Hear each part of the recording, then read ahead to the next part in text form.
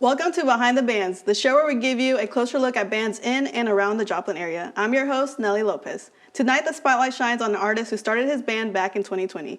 A year after he first picked up guitar, that's Devin Hames. The Devin Hames Band has both a classic country Americana sound and an indie country too. Devin Hames is on rhythm guitar and vocals with his best bud Alec Rothman on guitar, Kyle Tracy on bass, and Robert McNamara on the drums. We'll meet the band shortly, but let's get the show started with music. Here's the Devin Hames Band with Dumb Decisions.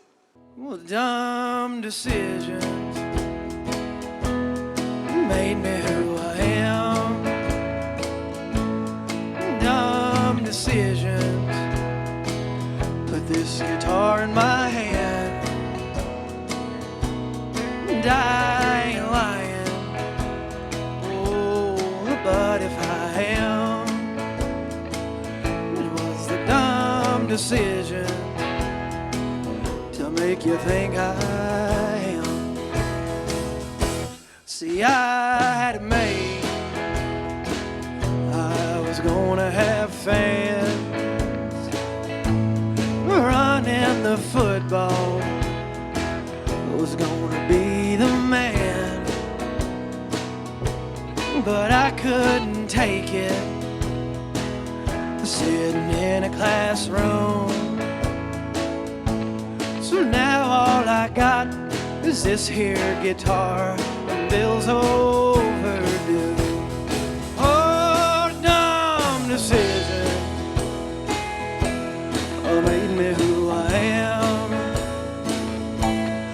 Dumb decision put this guitar in my hand. And I ain't lying. Oh, but if I am, it was the dumb decision to make you think I am. All right, Al.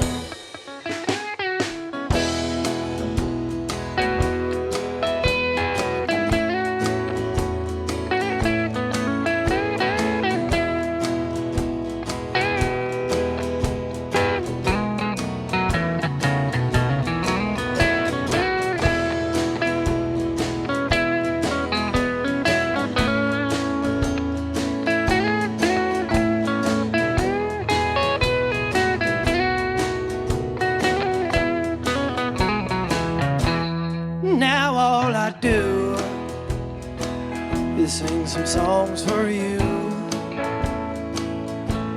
and some that I've picked up, but I've wrote a few.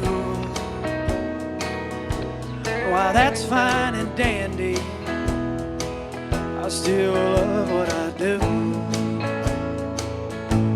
But wouldn't it be nice, a Super Bowl or two? Oh, dumb decision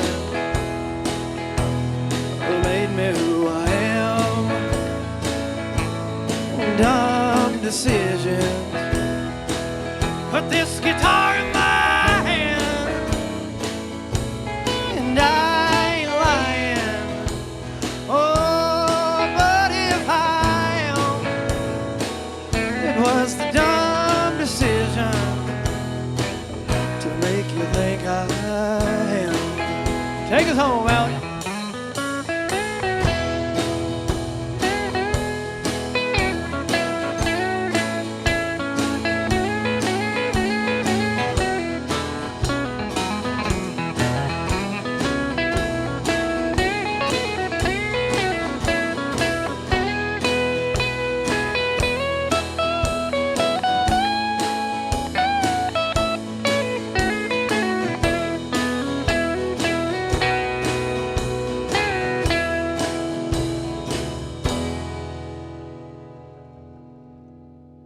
That was Dumb Decisions by Devin Hames Band, and now we are joined with Devin and his bandmates. How are you guys doing today? Good. Good. Great.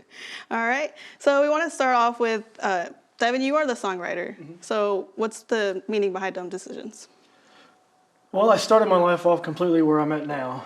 Maybe a lot of people do it, maybe a lot of people don't, but I figured I was going to be a football player and figured I was going to go all the way with that. And up until I started playing guitar, all I was making was dumb decisions, and some of those dumb decisions worked out for me because I picked up the guitar, which at the time felt stupid to do, but I did it anyways. And I remember one time I was sitting there with my fiance, and she said something along the lines of, I had done something stupid. She goes, "That was a dumb decision." And I said, "You know what? I think dumb decisions is my life." And so I wrote Dumb Decisions 2 nights after that. So for other songs, what does the songwriting process look like? Writing a song is kind of like something to clear my head, something just to fix the boredom, you know. Mm-hmm. I like to write in the morning when I have nothing to do, but in today's day and age, you have something to do all the time. So I get lucky when I squeak one out every month. Do you do the lyrics first, or do you guys like just play the instruments together and then? I usually go already have the lyrics done by the time we all start putting stuff together. Okay, so how do you guys play in on helping create the song? Typically, whenever we get together for band rehearsal, Devin will have a song for us that he'd written up, and he'll play it for us, and we just kind of put our own little magic on it, I guess. Yeah. Yeah, rhythm takes over, and sometimes he has something in his head he wants, and then he'll go and he'll step out, and we'll just play with it, and come back and like, nope, I want this, and we'll just kind of play with it, and it evolves. Kind of been practicing to the song, and then he'll kind of orchestrate it, be like, take this out, or add a little bit of this, and that's just kind of how we build the song from there. So you did mention you didn't start playing guitar. Well, I think it was 2019, obviously before 2020. So what made you want to learn in the first place? Well, my grandma, she bought me a guitar when I was probably 8 years old, and I just couldn't sit in the lessons. Something I couldn't do. I couldn't sit there and just practice with someone that already knew so much than I had even thought about learning, and put it down. And then I think I was probably 23, about 23, and I asked my grandma if she still had that guitar, and luckily she did. She didn't give it away because she likes to give stuff away. Mm-hmm. And luckily she still had it. I took it home, and then I put it down again because it was just not worth it at the time. And then one day I got real bored. YouTube was my friend, and I started learning G, A minor, and D. I skipped C, couldn't do C at the time, so that was the progression I had down. And then also my fiance's father helped me a lot. Okay, how'd you guys, I guess, in order, how'd you guys learn?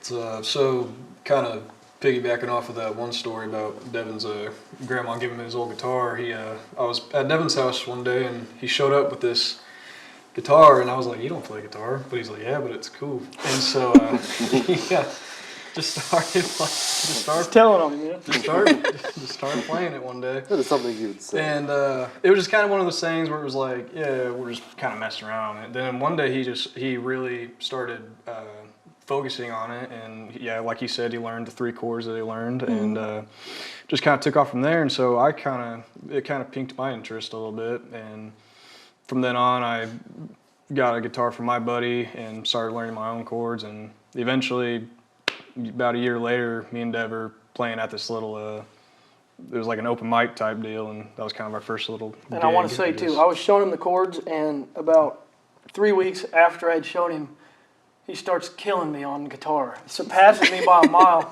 And I'm like, yeah, it's all right. It's okay. It's all right.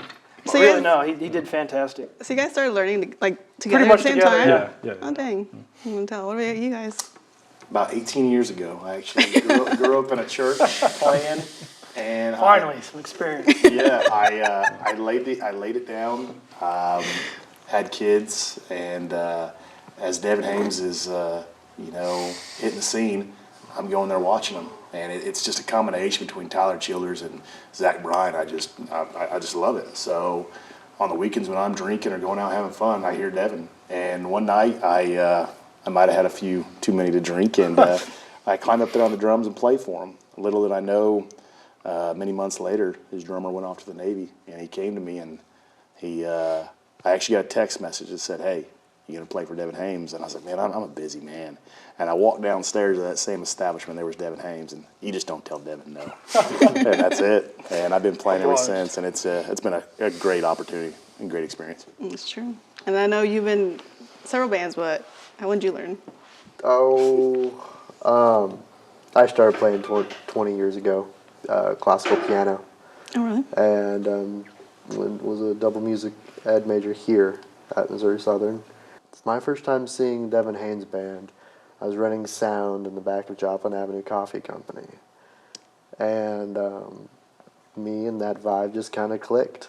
And I was looking for another little side project for me to do, a little bass, a little piano here or there, and I messaged him one day and said, "Hey, you need a keyboard player, rhythm guitar player?" He said, "No, I need a bass player." I said, "That's fine." It's kind of history from there. Okay, so what are some bands that influenced you guys in your music style and just creating the band? Just in general, or I have to give it to Tyler Childers. I can't get away with not saying that. The way he just kind of gives everything he has in a song, and the way he releases his voice through the mic, it's incredible. And then when I first met him, he didn't really have the band. Then he had the band. He has a bunch of guys that are just phenomenal. Another guy I'd have to say that really dug his claws into me would be Elvis Presley. Grew up listening to him. That's all I ever listened to when I was little. My grandma had all the 45s of Elvis, and it was just Elvis, so I fell in love with it. And kind of that, like he said, it piqued my interest of enjoying music, not even having to play it, but enjoying it. Okay, what about yours?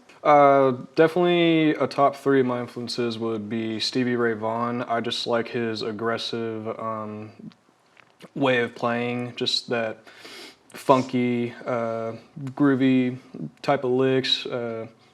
I guess my second would be B.B. King. I love how you can kind of hear his soul being played like through his guitar, and I like that aspect of his guitar playing as well. And I'm gonna have to also go with Tyler Childers because that's the person that I was listening to right when I was about getting into guitar as well. So I liked his form of picking and just the way he can use any chord and like a certain variation and just take one chord and make it sound like, just make you feel it, I guess. Tyler Childers and Zach Bryan. I mean, I grew up around, later part of my life going through stuff and hearing these lyrics that these guys were releasing that really spoke to your soul and really resonated me with what I was going through. And just hearing them sing it out, the passion behind it. And then Devin. I got to watch him before playing with him. And he does have that just little mixture of soul and Elvis that brings it just distinctly different than Tyler. But he brings these lyrics that just you listen to, you're like, yeah, that just that hits home. Gets it, yeah. So, what about you? Thanks. I can't relate as much on other genres. Beethoven was my favorite. Midnight Sonata?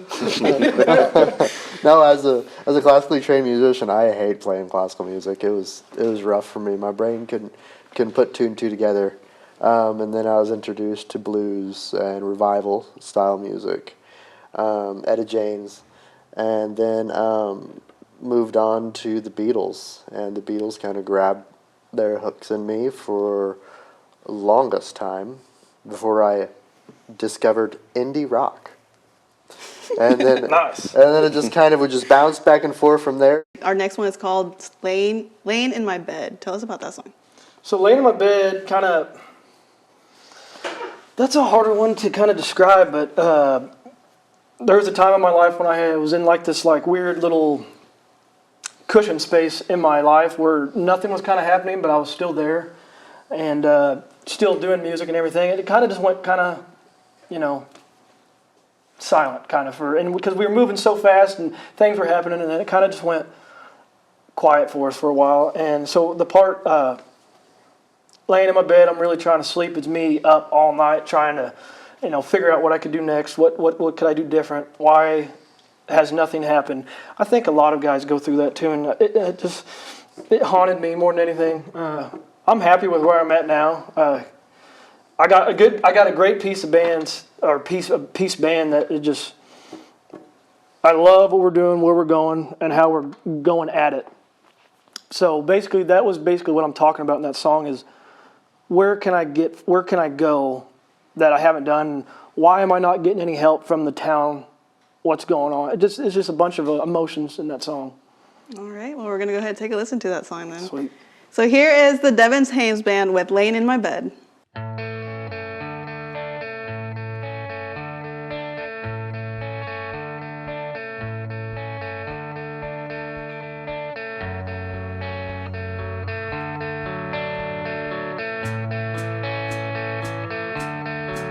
Alright, laying in my bed, I'm really trying to sleep. We've even resorted to try and count some sheep. The night prolongs my time, it's really hard to speak. It seems so easy for everyone I meet, but Lord, I'm trying. I'm trying hard not to speak. You know I'm riding every time this heart beats.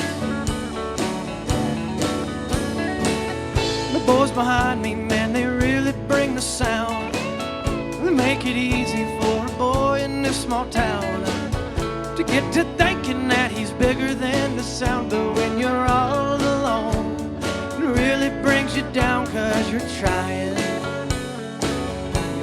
hard not to speak. And you're writing another song about defeat.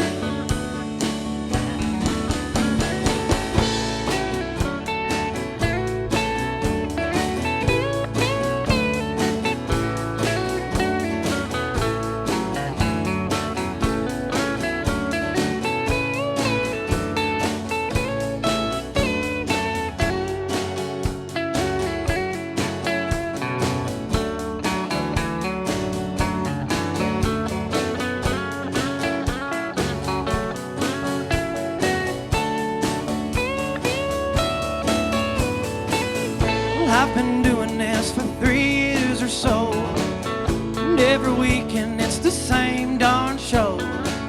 We'll burn it down, then we'll turn back around to the town where no one knows me, where no one knows me, where no one knows me, where no one knows me, where no one knows me.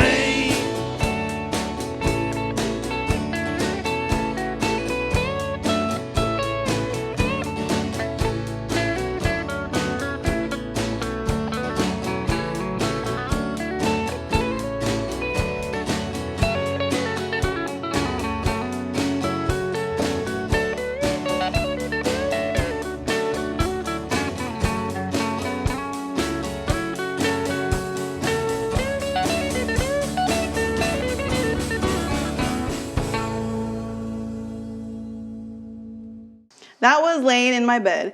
The Devin Haynes Band has 4 albums already. So how does the recording process look like? So basically, I'll get the song written, decide if I like it or not, and I'll go put my rhythm scratch guitar on there, and then I'll put the vocals on there on a Met. Usually get Alec to come by during the day or after work, whatever, and he'll put his part down. So then we'll kind of have time to kind of mess with what he wants to do.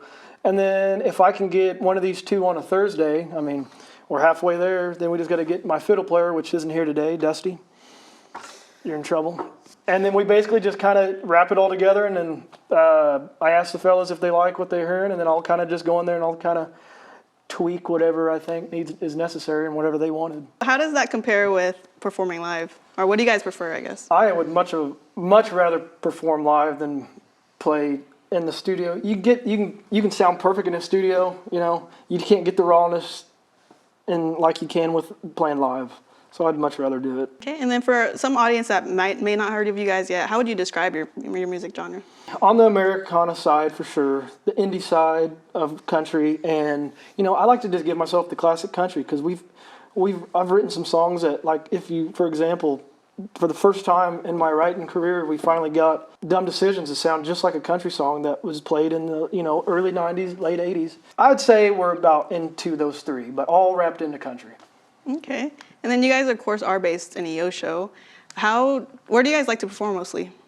Well, there's a bar and grill down in Neosho called Osage Springs, and I can't thank them enough. The the place they've put me at, the way they have everything set up, it's the best place to play for me. There's something about the home crowd, it's hard to beat. Now, we've played at the Pit in Pittsburgh. Mm-hmm. That was fun. That was really fun. Shouts out to them. All right. And then, of course, we have another song called Bonfire Ben. Mm-hmm. So can you describe that song for us? So I had a buddy. I still have a buddy, but he had a kid, so you know how that goes there. I had a buddy, and I'm telling you, from high school to about the end of his college, he was the guy in town. You know what I'm saying? Like, he had bonfires. Everyone went to Ben's bonfires. And he kind of started getting this lore about him where, don't mess with Ben. Ben can do all this, And so I was on the beach one time, and I was sitting there thinking about my next song, and there it was. I said, I can do Bonfire Ben. And it wasn't hard to write that one because everything, all the memories him and I've had just came flooding out, and it's the perfect song for him, Bonfire Ben. Does he know that that's? I told him I did. I don't even know if he knows how to work Spotify or Apple Music. He'll hear it one day. All right, well, we're going to go ahead and take a listen to that song. All right, here is Bonfire Ben. Well, I've done seen it all. That's why I walk so dang tall. Y'all get to laughing when I stumble.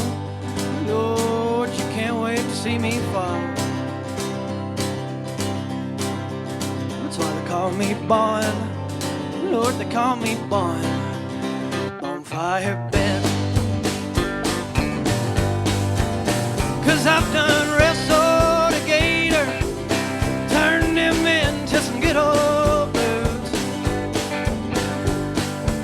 I choked at a bear in West Virginia, 'cause he took the fish that I had hooked.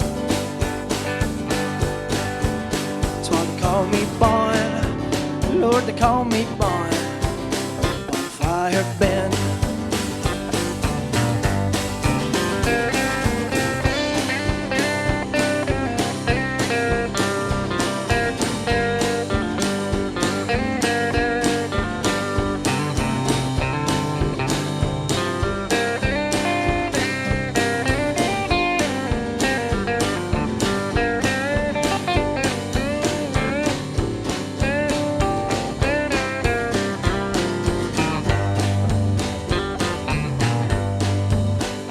No, I don't need opinions. I already know that mine is right. Don't get to talking big now. Well, I ain't never lost a fight. And I can't help it that I'm perfect and always right. 'Cause I've done wrestled a gator and turned him into some good old blues. I choked at a bear in West Virginia, 'cause he took the fish that I had hooked. That's why they call me Bon. Yeah, they call me Bon. Bonfire Ben.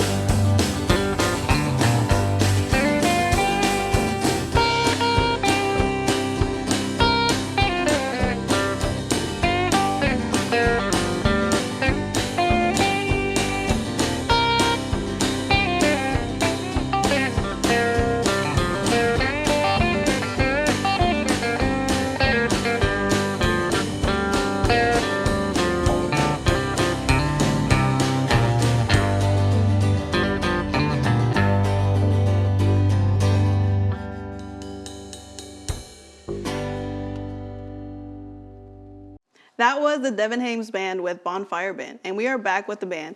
So we did talk about your recording and playing live. So is this your guys' primary careers, or is it like a gig kind of thing?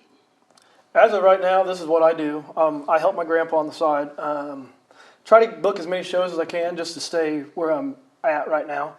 But no, these guys have full careers and things such like that. But do we have time to tell them their careers? You might get a... Yeah. You might. You want to go down the road quickly, or not road? Yeah. You don't have to if you don't want to. Sure. I own a generational construction company, and we do mostly historic renovations and remodels here in town. And I've had a couple opportunities where I could have just done music full time, but it's kind of my hobby, and I prefer it to remain my hobby, at least for now. Thank goodness. Next. Yeah. I'm a systems administrator for Walmart Data Centers out of Northwest Arkansas. I enjoy it, but I'd love for this to be my primary gig. That'd be great. I also do renovation work just locally in the Osho.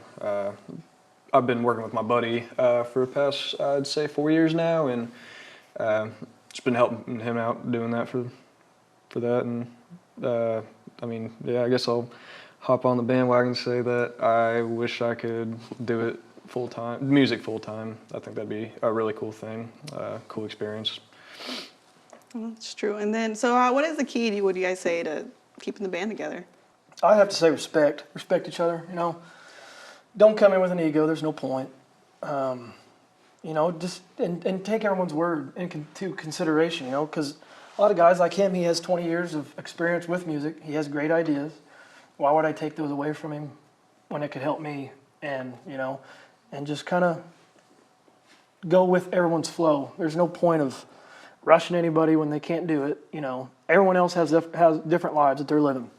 And so I want the band to be as good as they can be, and it can't be good if I'm not taking care of them. So That's true. So where can our viewers go to learn more about you guys? you can find us on Facebook, you can find us on Instagram, TikTok, Spotify, Apple Music. I mean, it goes down the list. We're on everything. You can find us on YouTube, whatever. And Is it just under the Devin? The name of Devin Haim, that's all it is. Yep. And you'll find it. You should find it quick. If you don't, well, search a little bit. I guess it's gonna work. All right, so we have one more song left, and it's called "Easy Being Me." Do you mind explaining that song? Easy Being Me was sort of a joke. The life I lived, you know, some of my buddies, you know, they make fun of me because they're like, oh, you ain't got a full-time job or whatever. And so they say it's always easy being me, which, I mean, I've had times when it has been really easy being me. It's fun. Who wants it to be hard, you know? And anyways, I started writing about I started describing pretty much the day of my life, you know. I'm living in a little house, you know, writing songs about a place I'll probably never get to see. Kind of just describes on things. I know what's going on. I know I can't get there yet, but I'm still doing these things every day, and it has to happen sometime. That's true. All right. Well, thank you guys so much for joining me today. Thank you. Thank you. Thank you. Appreciate it, Nelly. Thank you. And that wraps up another show of Behind the Bands. Thanks for tuning in. I'm Nelly Lopez. As we say goodnight, here's Easy Being Me. I'm just sitting in a little house, writing songs about a place I'll probably never get to see. It's so easy, it's too easy being me. Yeah, I'm just sitting in a little house, writing songs about a place I'll probably never get to see. It's too easy, oh, it's so easy being me. Lady wants to buy a house, a place where she can talk about all the things that make her happy. It's so easy, it's too easy being me.